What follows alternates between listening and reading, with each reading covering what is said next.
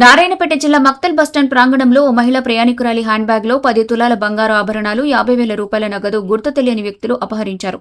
ఉట్కూరు మండల కేంద్రానికి చెందిన మైమునా బేగం తన బంధువుల ఇంట్లో పెళ్లి నిమిత్తం మక్తల్కొచ్చారు.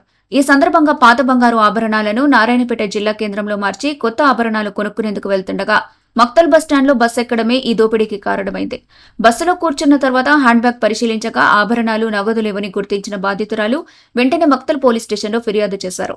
సీసీ కెమెరా ఫుటేజ్ ఆధారంగా దొంగలను గుర్తించే ప్రయత్నాలు మక్తల్ పోలీసులు కొనసాగిస్తున్నారు.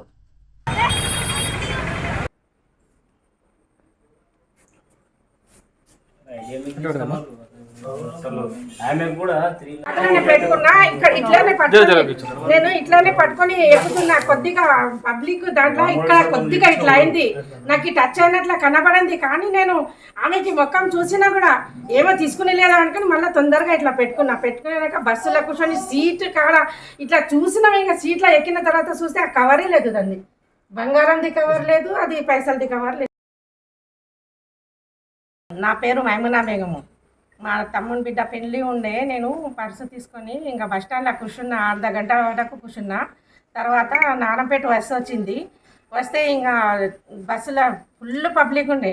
హ్యాండ్ పర్సులో అది కవర్ పెట్టుకున్నా. దాంట్లో 3 తులాలది హారం ఉన్నది, 3 తులాలది నెక్లెస్, 3 తులాలది గాజులు, ఇంకా అర్ధ తులం పిల్లలవి డైలీ యూజ్ చేసింది చైనాలు ఉండే. అది పట్టుకొని పోతున్నా. ఇంకా పబ్లిక్ ఫుల్ ఉంది కదా, హ్యాండ్ పర్సు కొద్దిగా వెనక్కి. అప్పుడే నాకు కొద్దిగా అర్థమైంది. నేను చూసేటాళ్ళకి ఇంకా ఏమో ఆమె ఊకనే నిలబడింది, ఏమో లేదు కదా అని ముందరికి చేసుకున్నా. బస్సులో సీట్లో కూర్చున్న తర్వాత పౌరి చూసుకున్నా. నేను చూసుకుంటే ఇంకా కవరే లేదు. హ్యాండ్ పర్సుల నుంచి కవరే ఎత్తుకునింది. 10 తులాల బంగారు, 50,000 రూపాయలు. దాంట్లో లేదు, కవరే లేదు. దాని హ్యాండ్ పర్సుల నుంచి కవరే తీసుకుని వెళ్ళింది. పోలీసు వాళ్ళకి కంప్లైంట్ చేసినాము. ఇంకా ఆ బ్యాంక్ కాడ కూడా పోలీసు వాళ్ళు కూడా వచ్చినారు. వచ్చేటాళ్ళకి నేనే మొత్తం బస్సులో చూసినా, కానీ ఆమె ఎక్కిలేదు అనుకున్నాను. నేనైతే ఆమె ఎక్కిలేదు. అది తీసుకున్న తర్వాత వెళ్ళిపోయింది, కిందనే వెళ్ళిపోయింది. ఆ బస్సులో ఎక్కిలేదు ఆమె అసలు. నేను బస్సులో ఉన్న మొత్తం ఆడవాళ్ళది మొత్తం బ్యాగులు, సంచులు అన్నీ చూసిన, బట్టలంతా తీసి చూసినా, కానీ ఎక్కడా దొరికలేదు.